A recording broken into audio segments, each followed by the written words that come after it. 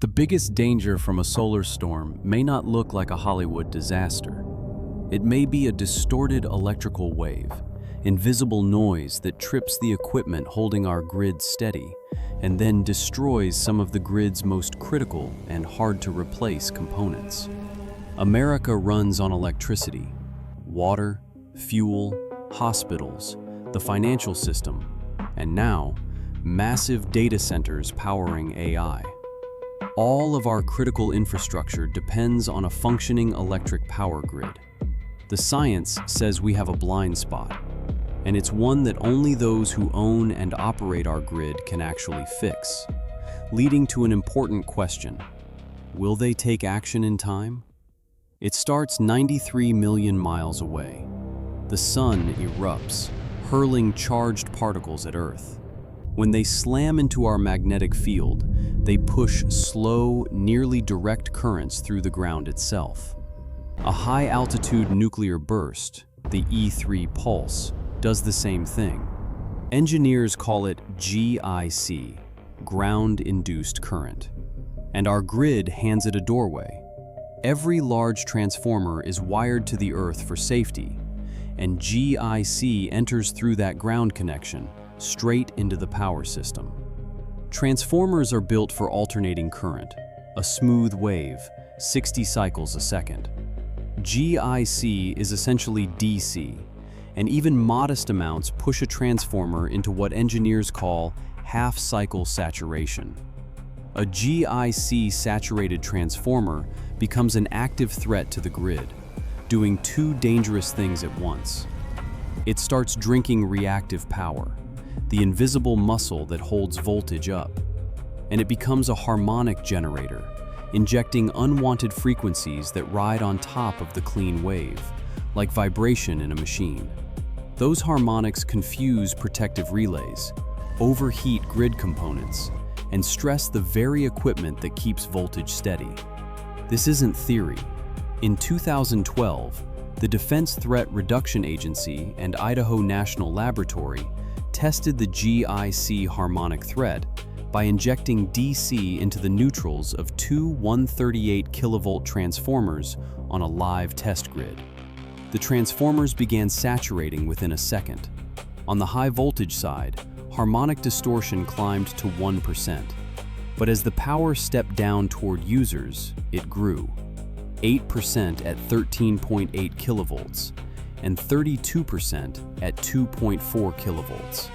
Just 15 amps of GIC in a neutral blew past the harmonic limits utilities design around. Now consider this.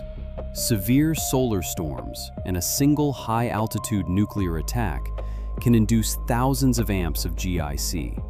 The pattern is the warning. Harmonic distortion gets worse exactly where sensitive equipment lives, and some of that equipment takes a very long time to replace. In March 1989, a moderate solar storm reached Québec. Harmonics from GIC-saturated transformers tripped the voltage support equipment, 7 units in under a minute. At 90 seconds, the grid collapsed. 6 million people lost power for 9 hours. In May 2024, a smaller event, the Gannon storm, the strongest in over 20 years, tested North America again. The grid held, and operators performed well, but NERC's review found warning signs. High levels of harmonic currents on the system, unexpected tripping of lines and voltage support equipment, transformer alarms, and GIC blocking devices activating. And in 2025, Spain and Portugal showed just how fast voltage failures cascade. Not space weather this time, but the grid went dark in seconds, disrupting every critical infrastructure and the lives of tens of millions. Power in the Iberian Peninsula was eventually restored because that voltage collapse wasn't the result of GIC, which causes long-term damage. So if the 2024 Gannon storm stressed America's grid, just how strong was that event? Put these threats on one scale. The electric field strength, measured in volts per kilometer, is what drives GIC current through the ground. As GIC in the transformer increases, harmonics increase.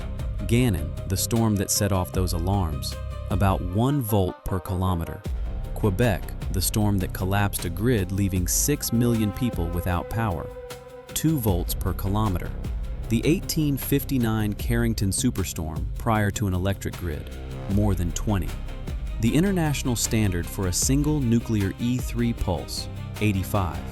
The strongest storm in our generation is the smallest spike on the chart. Now the stakes are climbing. America is building the world's largest fleet of data centers, and according to industry analysts, investing more than $600 billion this year alone to win the AI race against China. Data centers sit behind step-down transformers, the exact place the Idaho test saw harmonic distortion multiply. And they are exquisitely harmonic sensitive. In July 2024, one transmission fault in Virginia sent roughly 1,500 megawatts of data centers to back up power in seconds. And suddenly, the grid had too much energy. NERC has now issued its highest level alert about these giant computing loads. Picture a severe storm, harmonics attacking voltage support while gigawatts of load vanish. Two separate problems, compounding.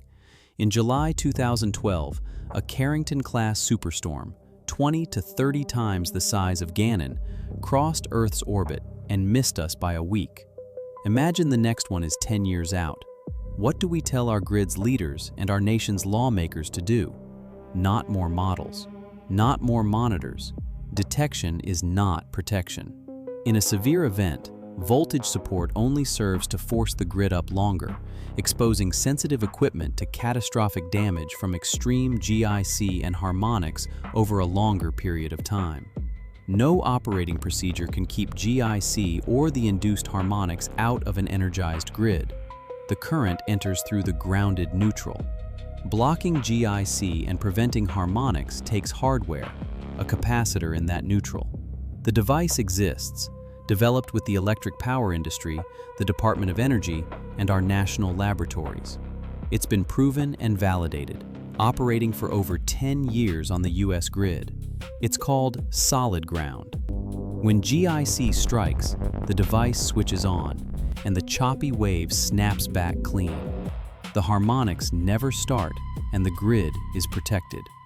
So far, only a few have been installed in America's grid because of an artificially low GIC protection standard, no regulatory requirement, no consideration for harmonic impact, and no financial incentive for utilities to act. The status quo virtually ensures that American data center investors and operators will lose their businesses, critical infrastructure will lose its power, and many civilians, their lives. Meanwhile, other nations are purchasing and installing solid ground, and China has copied the technology, deploying it to block GIC and prevent harmonics for their own data centers. It is the GIC-saturated transformers that take down a power grid. The ask is one sentence. Install neutral blocking devices on the roughly 6,000 large power transformers identified as highest risk. According to independent analysis by ABB, Idaho National Labs, and the Foundation for Resilient Societies, a one-time investment of $4 billion, less than 1% of a single year's investment in the AI race, solves the problem for the entire United States, protecting those transformers and protecting the rest of the grid from them. We can't stop the sun, but we can stop its current at the neutral. The science is on the table. The next storm is already on the calendar. Continuing our breaking coverage of the geomagnetic storm now striking Earth. Mommy, what happened? Mom? This as a G5 extreme event, the most powerful solar storm recorded in over a century, rivaling the 1859 Carrington event. Charged particles from Sunday's coronal mass ejection began bombarding the upper atmosphere just after sunset Eastern Time, producing aurora visible as far south as Texas and northern Mexico. But officials are warning the visual display comes with serious risk. Power grid operators across the United States, Canada, and Europe are reporting voltage irregularities and transformer stress. And several regional utilities have already initiated rolling blackouts as a precaution.